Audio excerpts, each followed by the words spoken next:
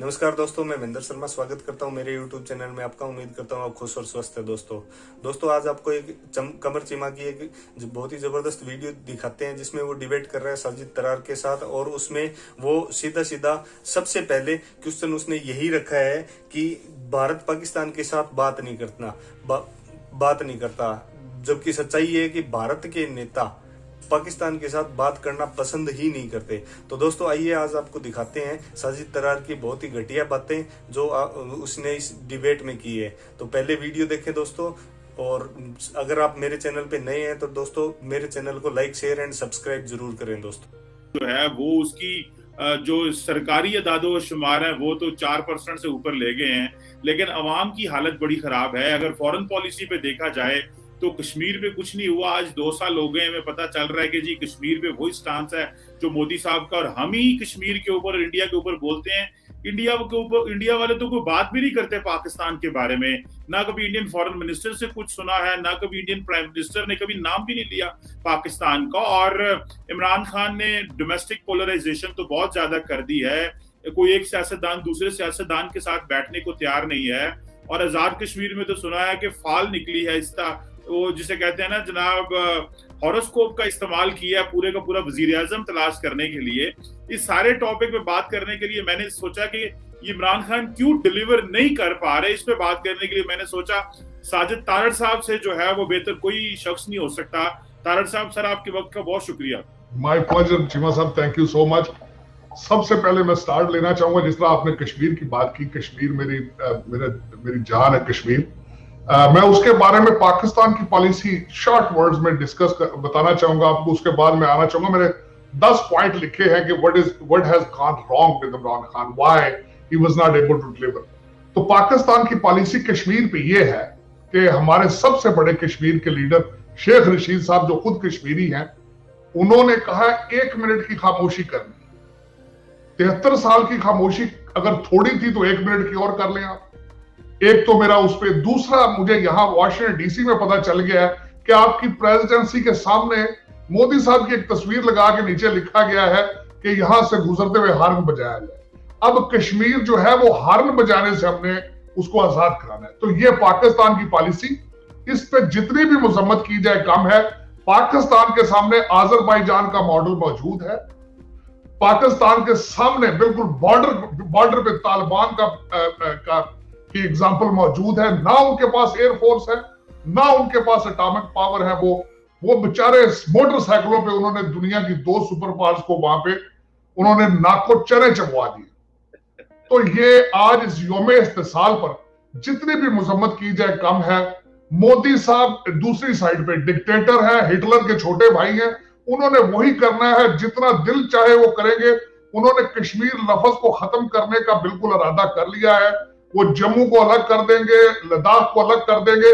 पाकिस्तान फिर 1 मिनट के लिए खामोश होगा या हार्न पॉलिसी पे अपना, उनका अगर ये प्रोग्राम है तो फिर ये अगले आने वाले 73 साल भी बेशक करते रहे, इसमें कुछ भी नहीं होगा। ये तो यौम कश्मीर, यौम इस्तिसाल के हवाले से अब मैं वॉशिंगटन डीसी में बैठ के गुस्से का इजहार कर रहा हूं, लेकिन काबिले मुजम्मत 2 साल में कश्मीर को जिस तरीके से उन्होंने हरासा किया, अगले दिन उन्होंने अपने मर्जी के लीडर बुलाए और उन्होंने भी बाहर निकल के उनकी मजम्मत की है। उनको चाहिए सोचें, यह सियासत नहीं है। उनके पास लाइसेंस जरूर है गुजरात से मुसलमानों को मारने का, लेकिन इसको सियासत नहीं कहा जाता कि वहां पे किसान भी बैठे हो मोर्चे लगा के, और उसके बाद कश्मीर में भी अपनी मर्जी से जो करना हो किया जाए। अदलिया को भी, जर्नलिज्म को भी। दिल्ली में अगर कोई बच्चा कहता है कि मेरा दादा ऑक्सीजन की वजह से मर गया, तो आप उसको भी पकड़ लें। आप ये कितना अरसा ये कर लेंगे? 21st सेंचुरी में इतना पॉसिबल नहीं है कि आप अपने कंट्री को चोक कर सके। आपकी इकोनॉमी खत्म हो चुकी है, आप माने या ना माने। आपने सिर्फ अडानी वहां पे सिर्फ कर रखा है, अपने मर्जी की अदलिया। आप कितना अरसा लोगों को हॉस्टेज करेंगे? लोग इस तरह गवर्नमेंट नहीं चलती। आप मुंह के बल गिरेंगे। मैंने बहुत अरसा पहले मोदी साहब का एजेंडा, उनका कॉन्सेप्ट के हिंदुस्तान फॉर हिंदूज ओनली जब सुना था मैंने, तो मैंने कह दिया था कि ये is not only good for the world, India के खिलाफ। मैं इंडिया में, मेरे बड़े ट्रिप है, इंडिया की सबसे बड़ी खूबसूरती डाइवर्सिटी थी, सेकुलरिज्म था वहां पे। 25 करोड़ मुसलमानों को अगर आप भेज सकते हैं पाकिस्तान, तो बिस्मिल्लाह करें, आप भेजें उनको, वी आर ओपन। आप, मुझे पता है आपको वो बर्दाश्त नहीं हो रहे, लेकिन आप, दिस इज रियलिटी। 25 करोड़ लोग इस रियलिटी है, इसको देखना पड़ेगा आपको कि ये 25 करोड़ लोग जो है ये हिस्सा है। सिख भी आपका हिस्सा है, तामिल भी आपका हिस्सा है। आपको एक्सेप्ट करनी पड़ेगी ये रियलिटीज। आप अपने आप को सक्लूड नहीं कर सकेंगे। आज मेरे कुछ दोस्त भाई पाकिस्तान, इंडिया में मेरे हिंदू भाई जो है वो ये सोचते हैं कि अगर मजहब के नाम पे पाकिस्तान बन गया तो हिंदुस्तान को भी मजहब के नाम पे बना लेंगे, लेकिन जियोग्राफिक आपको अलाउ नहीं करता, आपकी डेमोग्राफिक, आपकी पॉपुलेशन आपको अलाउ नहीं करती। वरना वो कहते हैं 7 बिस्मिल्लाह ट्राई करो तुसी। कई और ममालिक ऐसे हैं जो हिंदू है, नेपाल है, बर्मा है, सारा कुछ है, आप भी ट्राई करके देख लें। लेकिन ये कि आप पहले बंदोबस्त करें कि आप 25 करोड़ मुसलमानों को कैंपों में डालेंगे या पाकिस्तान की तरफ पुश करेंगे। आप पुश करने की आप बड़ी कोशिश कर रहे हैं। हर रोज जब भी वहां कोई मुसलमान होता है उसको कहा जाता है कि पाकिस्तान भेजा जाए, बल्कि यहां तक आप हमारे सिख भाइयों को भी पाकिस्तान, मैंने एक दफा आपको चीमा साहब ये नहीं याद कराया क्योंकि मेरे बड़े दोस्त हैं सिख, उनको कहा जाता है कि कच कड़ा कृपान पे जो इन्होंने पाकिस्तान, आप उनको भी कहते हैं पाकिस्तान जाए, पाकिस्तान से आए हैं। लेकिन इस तरह हर इंसान को मुल्क से निकालने से आप एक पीसफुल हिंदुस्तान नहीं बना सकेंगे। ये एक कश्मीर के हवाले से, अब उसमें मैं सबसे पहले तो इमरान खान साहब के बारे में बोलना चाहूंगा। मेरा सबसे पहले तो डिस्क्लेमर है इस पे चीमा साहब कि मेरी पाकिस्तान किसी पॉलिटिकल पार्टी के साथ एफिलिएशन नहीं है। मेरी बिल्कुल वहां पे ना कोई फ्यूचर प्लान है किसी किस्म का।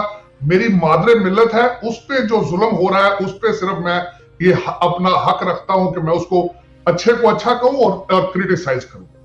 तो ये मेरा डिस्क्लेमर है। प्लीज मेरा ये, इसको कोई, मेरे जो जितने पीटीआई के दोस्त हैं, प्लीज इनको डोंट टेक इट पर्सनल। तो मैं सबसे पहले ये शुरू करना चाहूंगा कि यहाँ पे एक इंग्लिश जरीदे ने इमरान खान साहब के बारे में एक सेंटेंस में लिखा था और मैं समझता हूं कि वो काफी हद तक ठीक था। वो ये था, उन्होंने कहा कि ही केम, ही सा, ही चेंज्ड हिज माइंड। तो उसमें सबसे पहला पॉइंट जो मैं बताना चाहूंगा इसी हवाले से है कि गवर्नेंस का तजर्बा। खान साहब के पास केपी की में आप सिर्फ एक सूबे की गवर्नमेंट थी, लेकिन उनको 4 सूबों को गवर्न करने का और एस्टेब्लिशमेंट का तजर्बा नहीं था। सबसे पहले बड़ी वजह है। बाकी कई चीज मेरे जो उसमें सपोर्टिंग जो पॉइंट होंगे they are related to the governance. Governance में खान साहब डिलीवर नहीं कर पाए। दूसरी सबसे बड़ी बात थी एस्टेब्लिशमेंट की ग्रुपिंग। एस्टेब्लिशमेंट देखें जिस तरह की भी है, 2 ग्रुपों में वो डिवाइडेड थी, नून लीग में और पीपल्स पार्टी में। हर पार्टी ने अपने अपने सीएसएस अफसरों का ग्रुप एक रखा हुआ था। दूसरों को ओएसडी कर दिया जाता था, दूसरों को खुडे लाइन लगा दिया जाता था, फिर वो अपने आते थे, वो करप्शन में इन्वॉल्व होते थे। यहां पे मैं ये जरूर कहूंगा कि आज तक सियासतदान करप्शन नहीं कर सकता जब तक सरकारी बाबू उसके साथ ना हो। तो वो जो 2 ग्रुप थे उनको आज तक पता ही नहीं था कि थर्ड पार्टी को डील किस तरह करना है। एक तो नंबर 2। तीसरी उसकी बात यह थी कि कौम की सियासी नशोनुमाई नहीं हुई। उसमें वजह यह है कि 1947 से लेकर आज तक सबसे ज्यादा पीरियड तो मार्शल लॉ में रहा। उसके बाद जो टूटे फूटे इलेक्शन थे वो भी कभी आपने बलदियाती तौर पे उस पर तजर्बा किया, कभी आपने नॉन पॉलिटिकल बेसिस पे आपने तजर्बा किया, कभी आपने जाली किस्म के रेफरेंडम कराए। तो आपके कौम की सियासी नशोनुमाई नहीं हो सकी। उनको उनके ऊपर, उनको कहते हैं ना कि मर्दे नादा पे कलामे नरमो नाज़िक, वो चीज असल में हमारी एजुकेशन का हिस्सा नहीं रही। मेरा एक तीसरा पॉइंट ये था। उसमें मेरा चौथा पॉइंट ये था कि जो खान साहब के साथ 2 पार्टियां उनकी अपोनेंट थी, उनके पास करप्शन का पैसा ही इतना ज्यादा है कि उनको काउंटर करना बहुत मुश्किल है किसी फील्ड में भी। वो जहां जाते हैं, वो जिस तरह जरदारी साहब कहते हैं ना, एक जरदारी सब पे भारी। और जरदारी साहब का कमाल नहीं है, वो पैसे सटते जिथे जाते हैं, बोरियां नाल ले जाते हैं पैसा। आपको पता ही है जो हालात है। चौथा पॉइंट उसका था कि पीटी जो 2 नवाज लीग और जो पीपल्स पार्टी के पास जो पैसा है उसको काउंटर करना आसान नहीं है। 5वां जो पॉइंट था कि खान साहब ने एक जो टर्म इंट्रोड्यूस कराई थी इलेक्टेबल्स की, कि अपने पुराने पीटीआई के वर्कर्स को छोड़ के इलेक्टेबल्स को टिकट दिए गए। वो कौन थे लोग? वो सारे पीपल्स पार्टी और नून लीग से आए थे। उनकी सियासी वाबस्तगियां अपनी पार्टियों के साथ थी। वो बिल्कुल अभी तक वो पीटीआई के साथ नहीं है। आप खान साहब की टेबल के ऊपर बैठ के वो अपने पिछली पार्टियों के साथ वफादारियां कर रहे हैं, राब्ते कर रहे हैं, खान साहब के एजेंडे को आगे लेके नहीं चला रहे। एक तो 5वां पॉइंट ये था। 6ठा पॉइंट ये था कि ना सिर्फ एस्टेब्लिशमेंट कंफ्यूज है, अदलिया भी कंफ्यूज है। अदलिया को भी नहीं पता कि पीटीआई के साथ डील किस तरह करना है। इलेक्शन कमीशन भी कंफ्यूज है, वो भी खान साहब की बात नहीं सुनते। और दूसरा, एक मैं यहां पे एक बात जरूर कहूंगा कि जहां पे जमहूरियत सबसे ज्यादा कामयाब है अमेरिका में, यहाँ पे एक रस्म है, एक part of the political circle है कि वॉशिंगटन डीसी में जब नया प्रेसिडेंट आता है वो 4000 जगह खाली होती है। वो 4000 लोग अपने साथ अपनी पार्टी के अपनी कैंपेन के लेकर आता है जो उसका एजेंडा इन्फोर्स करते हैं। पाकिस्तान में भी ये फैशन होना चाहिए। पाकिस्तान की एस्टेब्लिशमेंट और अदलिया में वही लोग अभी तक बैठे हैं जो कि नून लीग और पीपल्स पार्टी के अपॉइंटेड थे, वो खान साहब को बिल्कुल एक्सेप्ट ही नहीं करते, बल्कि किसी पार्टी को नहीं, अपनी अपनी पार्टी की अपनी अपनी फीलिंग्स, जिन्होंने उनको अपॉइंट किया होता है उनके साथ वो उनकी एफिलिएशन होती। अगला पॉइंट उसमें यह था कि इन करप्शन के हालात में जितना पाकिस्तान नीचे जा चुका था, जितने डाके पड़ चुके थे, उसको दोबारा स्टार्ट लेना खान साहब देख लें। एक भी नई जॉब क्रिएट नहीं कर पाए, हाउसिंग का अपना डिलीवर नहीं कर पाए। उसकी वजह यह थी कि खान साहब की इकोनॉमी के हालात इतने बुरे थे जब मैंने टोक ओवर, उसको मेरा मकसद है अपना मैंडेट डिलीवर करने का पैसा चाहिए था, वो कहां से लाते, वो कोशिश करते रहे, नहीं आ सका। उन्होंने IMF और वर्ल्ड बैंक के साथ बड़े मिन्नते तरले किए, लेकिन और दूसरा मैं उसको बताऊंगा बल्कि आगे चल के आपको कि कोविड के उसके चाइना से जो पैसे आ रहे हैं वो भी बिल्कुल डायरेक्ट दुबई और लंदन ही जा रहे हैं। खान साहब उसको भी नहीं रोक सके, अभी तक नहीं रोक सके। और उसमें 8वां पॉइंट ये था कि कोविड एक बदनसीबी पूरी दुनिया की, उसमें खान साहब ही नहीं है, पूरी दुनिया के लिए एक पैंडेमिक है, उसके असरात है। अभी तक उसके असरात अभी पूरी दुनिया एक फेक किस्म की एक बबल इकॉनमी पूरी दुनिया में चल रही है, अभी उसके इंपैक्ट आए नहीं है, बल्कि आएंगे, मजीद आने वाले दिन सख्त होंगे।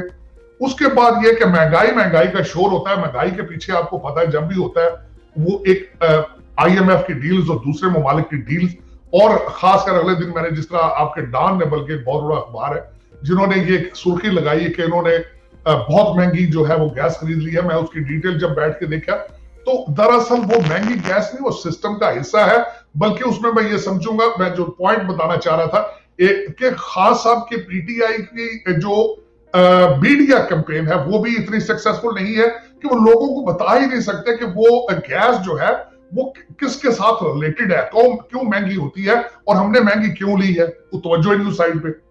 और उसके बाद जो मैं आखिरी पॉइंट, ये मैं बल्कि एक पॉइंट तो ये कहूंगा कि कौम हमारी का मिजाज ही बिगड़ा हुआ है और उसको ठीक करना कितना जरूरी है। वो उसमें मैं मिसाल ये है कि आपको एक फैशन बन चुका है कि लूटो और भाग जाओ यहां से। अभी भी देखें आप, जो मैं समझता हूं कि पाकिस्तान की एक बदनसीबी है कि आपका कोई भी CSS अफसर जो होता है वो उसने अपनी जॉब में एक दफा बाहर पढ़ने के लिए गवर्नमेंट के खर्चे पे आना होता है। कहां जाते हैं वो? इंग्लैंड और अमेरिका जाते हैं। उनकी तरबियत में शामिल है कि किस तरीके से गुलामाना सोच से निकलना नहीं है। आपके आर्मी के अफसर किधर जाते हैं? आपके आर्मी के अफसर भी यहीं आते हैं, वॉर कॉलेज अमेरिका में या इंग्लैंड में जाते हैं। वो यहां से गुलामाना सोच लेकर जाते हैं और वो बिल्कुल उनका तवज्जो नहीं होती। और बल्कि मैं किसी तरह सोच रहा था कि मैं आप एक प्रोग्राम करूं कि इनके खिलाफ हम कर क्या सकते हैं, पाकिस्तान को बचाया किस। दोस्तों आपने देखा साजिद तरार बात कर रहा है गुजरात से मुसलमानों की, तो एक बार साजिद तरार जी आप भारत में आके गुजरात में जाके देखें, जितना हक हिंदू रखता है उतना ही हक एक मुसलमान भी यहीं रखता है। और हम बड़े प्रेम प्यार से भारत में रह रहे हैं। और गुजरात में आप हर एक हिंदू, हर एक मुसलमान, हर एक सिख और हर एक ईसाई की आप जो जीवन स्तर है जीने का, वो एक बार आके जरूर देखें, क्योंकि आप बाहर बैठे कुछ भी एनालिसिस कुछ नहीं कर सकते। दूसरी आप बात कर रहे हैं 21वीं सेंचुरी में भारत कहां चला गया, तो साजिद तरार जी भारत और पाकिस्तान आप दोनों एक बार कंपैरिजन कर लें ताकि आपको पता चल जाएगा कि भारत कहां है और पाकिस्तान कहां है। क्योंकि हमारे यहाँ रेल सड़कें, हॉस्पिटल्स, विश्वविद्यालय बहुत ज्यादा खुल रहे हैं और हमारे यहाँ रोजगार के अवसर बहुत ज्यादा मुहैया हो रहे हैं। दूसरा आप बोल रहे हो बारी बारी में कि आप अडानी और अंबानी भी हमारे, अडानी भी हमारे, तो आप ज्यादा इस पे चिंता ना जताएं, क्योंकि हम अपना हित अच्छी तरह जानते हैं। तीसरा आप बोल रहे हो ये बहुत पहले डरने लग गए थे मुसलमान, तो ऐसा कुछ नहीं है साजिद तरार जी। आप मुसलमान और हिंदुओं का एक बार यहाँ आके प्यार देखें। हर एक हिंदू मुस्लिम के हर पर्व पे बहुत अच्छी तरह उनका पर्व मनाता है और हर मुस्लिम हर हिंदू के साथ बहुत अच्छा पर्व मनाता है और हम सारे त्योहार अपने एक साथ मनाते हैं। तो आप ये अपने माइंड से निकाल दें कि पाकिस्तान जो एजेंडा है, जो भारत में थोपना चाहते हैं कि मुसलमान वहां बहुत ज्यादा प्रताड़ित है, तो आप ये एजेंडा आप बिल्कुल अपने मन से निकाल दें। दूसरा, आप बोल रहे हो हम 25 करोड़ मुसलमानों के लिए हम पाकिस्तान का गेट खोल देंगे, रास्ता खोल देंगे।